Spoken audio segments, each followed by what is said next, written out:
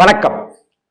Muttam Chinnappadas, Jennifer teacher, இயக்குனர் இமயம், பாரதி ராஜா, இசைஞானி இளையராஜா, கடலோர கவிதைகள் மறக்கவே முடியாது இல்லையா? இந்த படம் ஒரு காவியம் அப்படின்னு தான் சொல்லணும். ஒரு கவிதை மாதிரி தான் பாரதி ராஜா சார் படம் பண்ணியிருப்பாரு. இந்த படத்தினுடைய டைட்டிலேயே எல்லா படங்கள்லையும் உங்கள் சத்யராஜ் அப்படின்னு போடுவாங்க. இந்த படத்துல பாரதி ராஜா சார் என்ன பண்ணியிருப்பாருனாக்கா, உங்கள் சத்யராஜ் அப்படின்னு சொல்லிட்டு சாதாரணமா இருக்கிற ஒரு சத்யராஜ் எங்கள் கைவண்ணத்தில் அப்படின்னு அடுத்த கார்டு போடுவார். அப்போ பார்த்தாக்கா கையிலாம் கட்டிட்டு முட்டம் சின்னப்பதாசா அப்படியே மாறி இருப்பார். சத்யராஜ் சாருடைய கரியர்ல மிக முக்கியமான படம், பாரதி ராஜா சார் டைரக்ட் பண்ணின படங்கள்ல முக்கியமான படம். இசைஞானி இளையராஜா வழக்கம் போல எல்லா பாடல்களிலுமே ஹிட்டு கொடுத்து தெரிக்க விட்டுருப்பாரு அப்படிங்கிறதுன்னு பல சுவாரஸ்யங்கள் இந்த படத்துல இருக்கு.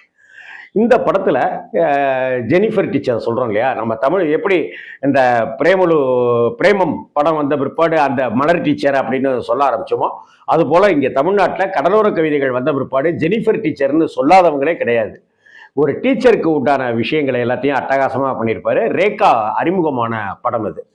இந்த படத்துல கமலா காமேஷ் தான் சத்யராஜ் சாருக்கு அம்மாவா நடிச்சிருப்பாங்க. சத்யராஜுக்கு முறைப்பெண்ணாக ரஞ்சினி நடிச்சிருப்பாங்க. முதல் மரியாதையில் அறிமுகப்படுத்தின ரஞ்சினியை இந்த படத்தில் அவர் கேரக்டர் கொடுத்துருப்பார் பாரதி ராஜா சார்.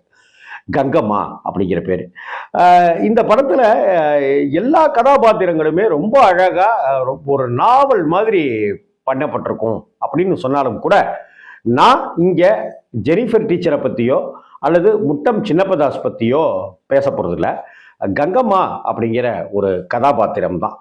போடி நடையா போறவரே அப்படின்னு பாட்டு. ரஞ்சனி சத்யராஜ் மேல கொண்டிருக்கிற காதல், முறைப்பையன் மேல கொண்டிருக்கிற காதல் அப்படின்லாம் இருந்துட்டு இருக்கும். ஆனா சத்யராஜுக்கு ரேகா மேல ஒரு காதல், அந்த டீச்சர் ஜெனிஃபர் டீச்சர் மேல ஒரு காதல் ஏற்பட்டோம். அதற்கு பிறகு அந்த காதல் கைகூடாம அவங்க போயிடுவாங்க. அந்த ஏரியாவில் பெரிய தாதாவா, பெரிய ரவுடியா, எதுக்குமே பயப்படாதவரா சத்யராஜ் கேரக்டர் இருக்கும். அப்படிப்பட்ட ஒருத்தர் காதல்ல தோல்வி அடைஞ்ச பிற்பாடு, காதல்ல ஒரு பிரிவு ஏற்பட பிற்பாடு அப்படியே துவண்டு போய் மனுஷன் அப்படியே நொறுங்கி போயிடுவார். இந்த சமயத்துல ஜெனிஃபர் டீச்சரை பத்தி அவமானமா பேசுவாங்க.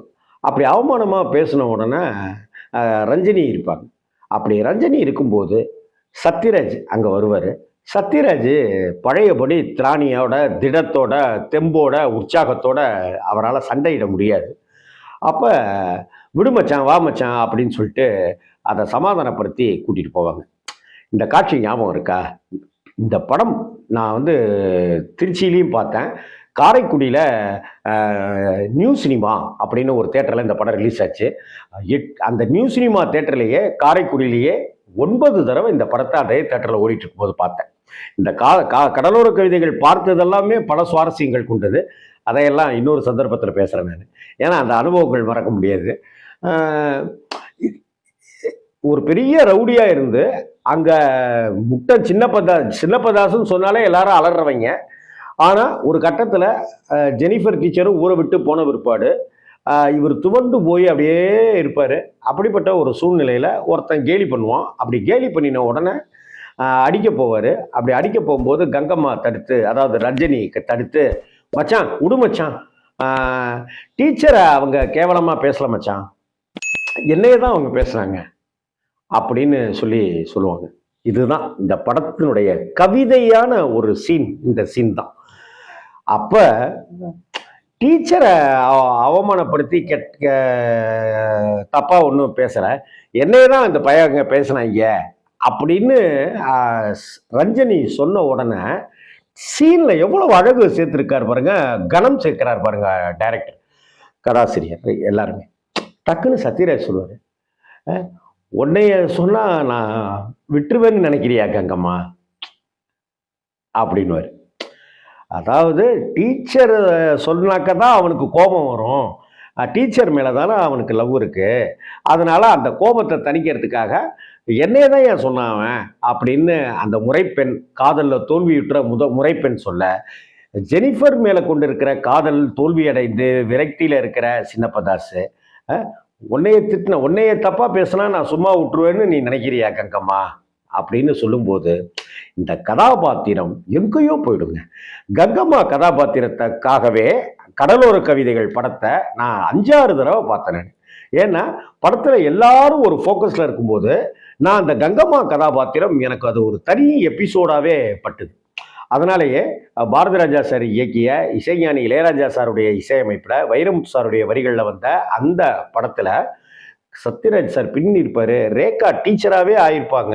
அப்படின்னு எல்லா கதாபாத்திரங்களும் இருந்தாலும் கூட ரஞ்சினியினுடைய அந்த கங்கம்மாங்கிற கதாபாத்திரம் என்னை என்னமோ செஞ்சுது. தயவு செய்து கடலோர கவிதைகள் படம் ஞாபகம் இருக்குன்னா யோசிச்சு பாருங்க.